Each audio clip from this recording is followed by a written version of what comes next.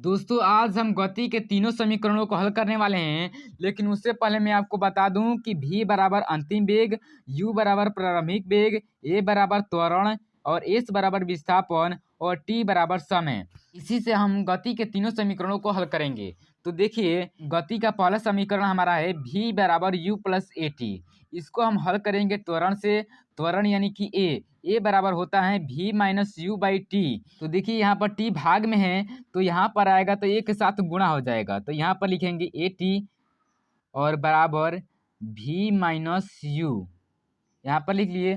तो v बराबर u plus A T हमको लाना है, तो यहाँ पर लिखेंगे ए टी प्लस यू, यहाँ पर हो जाएगा बराबर में v। तो ये हमारा हो गया v बराबर u प्लस ए टी। इसको हम इस तरीके से भी लिख सकते हैं, v बराबर u प्लस ए टी।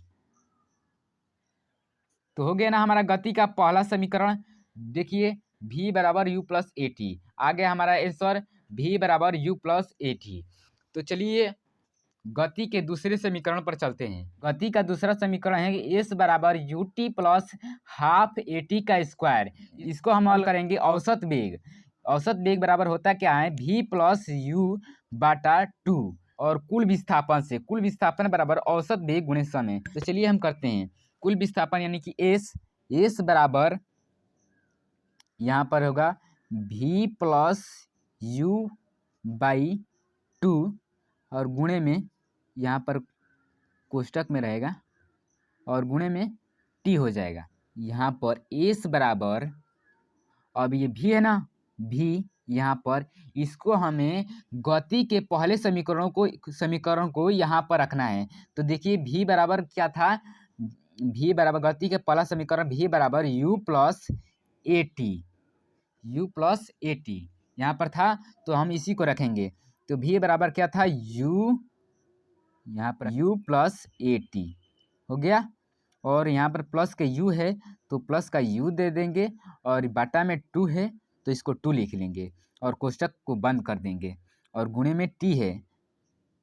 तो चलिए अब देखते हैं s बराबर इस u और प्लस u, तो हो जाएगा हमारा 2u प्लस ए टी। यहाँ पर 80 है तो यहाँ पर 80 लिख देंगे और बाटा में 2 हो जाएगा और इन सबके गुणे में क्या है, इन सबके गुणे में t है। तो चलिए इस t को इन सब में गुणा कर देते हैं। तो देखिए s बराबर 2ut प्लस a और t में t से गुणा करेंगे तो t का स्क्वायर और यहाँ पर हो जाएगा बाटा में 2। तो देखिए s बराबर यहाँ पर दोनों के बट्टे में 2 है ना, तो हम इस तरह भी लिख सकते हैं इसको, 2ut के बट्टे में 2 और प्लस a टी स्क्वायर और बट्टे में 2। हम इसको इस तरीके से भी लिख सकते हैं। देखिए 2ut और प्लस ए टी का स्क्वायर बाटा में 2 है तो हम इसको इस तरह भी लिख सकते हैं, 2ut बाटा में 2, ये दोनों के बाटा में 2 है तो हम एक एक करके लिख लेंगे, 2ut और उसके बाटा में 2 और प्लस ए टी का स्क्वायर और उसके बाटा में 2। तो चलिए अब इसको हम हल करते हैं। तो देखिए 2 से और 2 यहाँ, 2 और 2 यहाँ पर कट जाएगा। तो देखिए s बराबर यू टी प्लस यहाँ पर हो जाएगा ए टी का स्क्वायर बाटा में 2, ए टी का स्क्वायर बाटा में 2 हो जाएगा। तो हम इसको इस तरीके से भी लिख सकते हैं। देखिए जैसे गति के दूसरे समीकरण में है, हम उस तरीके से इसको लिख सकते हैं। देखिए कैसे लिख सकते हैं, s बराबर यू टी प्लस यहाँ पर इसको 1 और बाटा में 2 लिखेंगे और ए टी और इसका स्क्वायर दे देंगे। तो देख सकते हैं हम गति के दूसरे समीकरण को भी हल कर चुके हैं। तो आपको इतना समझ में तो आ ही गया होगा। अब चलते हैं गति के तीसरे समीकरण पर। दोस्तों ये है गति का तीसरा समीकरण, v स्क्वायर बराबर यू स्क्वायर प्लस 2as। इसको हम हल करेंगे गति के दूसरे समीकरण से, यानी कि s बराबर U T plus half A T के स्क्वायर से। इसको हम इसको हम इससे हल करेंगे, लेकिन हम इसमें गति के पहले समीकरण का भी हमें ज़रूरत पड़ेगा। गति के दूसरे समीकरण से हम हल करेंगे तो इसमें टी दिया हुआ है टी, और जो कि ये गति के तीसरे समीकरण में टी नहीं है, तो ये टी को हटाने के लिए हमें गति के पहले समीकरण की जरूरत पड़ेगी। तो चलिए हम गति के पहले समीकरण को टी बराबर निकाल देंगे, क्योंकि टी जहाँ पर है ना, जो मान आएगा हम उसको ही यहाँ पर रख देंगे। तो चलिए हम टी को यहाँ पर निकालते हैं। तो देखिए v माइनस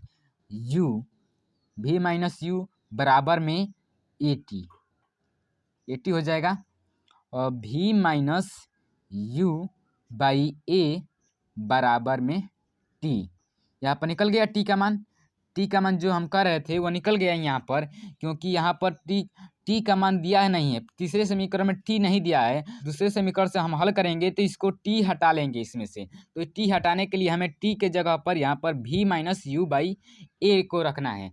तो यहाँ पर लिखेंगे एस बराबर U T plus half A T का स्क्वायर। उसके बाद देखिए अब क्या करना है, यहाँ पर लिखना है एस बराबर यू, और यहाँ पर देखिए टी आ गया, तो टी के जगह पर हमें क्या रखना है, v माइनस यू बाई ए को हमें रखना है टी के जगह पर।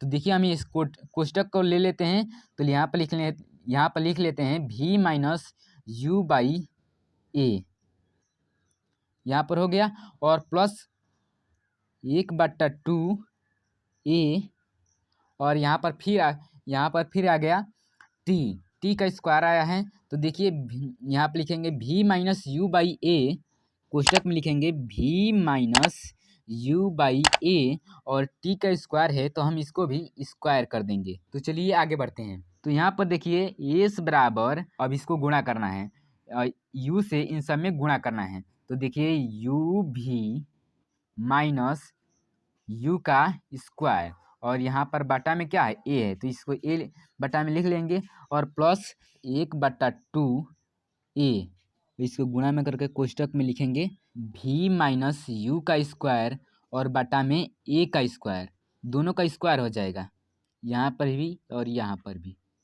ठीक, तो यहाँ पर देखिए ये यहाँ पर है, और यहाँ पर एक ए और एक ए कट जाएगा, तो यहाँ पर 2a था, अब एक ही ए हो जाएगा। यहाँ पर देखिए एस बराबर यू भी माइनस यू स्क्वायर, और यहाँ में बाई ए हो गया, और प्लस 1/2 यहाँ पर हो जाएगा गुणा v माइनस यू का होल स्क्वायर है। तो देखिए इसको करते हैं a माइनस बी के स्क्वायर पर, तो देखिए क्या होता है, a square plus b square minus 2a, और ये हो जाएगा b, यह हो गया 2ab। तो देखिए अब इन सबके बटा में a है, तो यहाँ पर a लिख लेंगे, यहाँ पर हो गया। तो चलिए अब देखते हैं, यहाँ पर एस बराबर यू भी माइनस यू का स्क्वायर, यहाँ पर बटा में ए है, इसको कुछ नहीं करना है, उसी तरीके से यहाँ पर उतार देना है।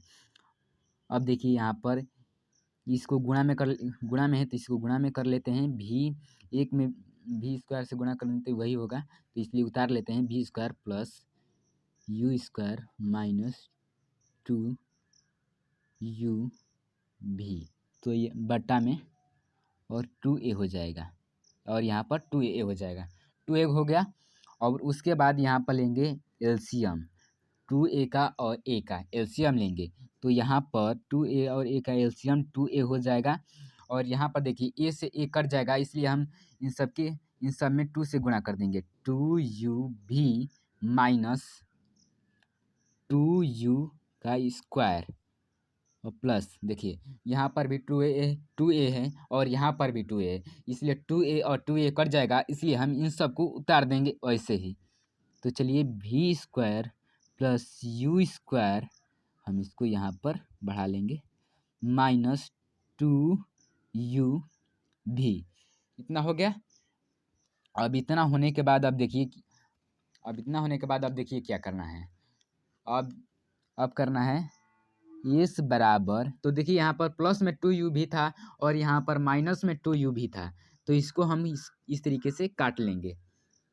ये कट गया। तो अब देखिए हम इसको उतारते हैं, -2u² plus v² plus u² बटा में 2a हो जाएगा। तो अब देखिए s बराबर है -2u² और ये है +u²। तो इसको हम घटा लेंगे, माइनस तो हो जाएगा हमारा -u²। यहाँ पर हो जाएगा ना, क्योंकि प्लस और माइनस माइनस ही होता है, और जो बड़ा होता है हम उसका चिन्ह लगाते हैं। तो -2u² बड़ा था तो हम माइनस का चिन्ह लगा दिए। उसके बाद होगा +b² हो गया। और बाटा में यहाँ पर 2 है, 2a है, तो यहाँ पर 2a लिख लिए। अब उसके बाद देखिए ये गलती हो गया, यहाँ पर ये भाग में है तो यहाँ पर हम लाएंगे तो गुणा में हो जाएगा। तो देखिए यहाँ पर 2a और यहाँ पर ये गुणा में s हो जाएगा। अब देखिए बराबर में -u² और प्लस v² इतना आ गया। 2as बराबर -u² प्लस v²। तो अब कुछ नहीं करना है, देखिए ये है ना, इस 2as बराबर माइनस का u² प्लस का v² यहाँ पर है, तो यहाँ पर 2as यहाँ पर प्लस का यहाँ इधर आएगा तो प्लस का u² हो जाएगा। तो देखिए हम करते हैं 2as प्लस का u² और यहाँ पर बराबर में हो जाएगा v²। हमारा हो गया v² बराबर u² प्लस 2as। हमारा आंसर आ चुका है। तो देखिए हम इसको इस तरीके से भी लिख सकते हैं, v² बराबर u² प्लस 2as। यहाँ पर हमारा हल हो चुका है। तो यहाँ पर हम गति के तीनों समीकरणों को सॉल्व कर चुके हैं। तो जय हिंद, वंदे मातरम।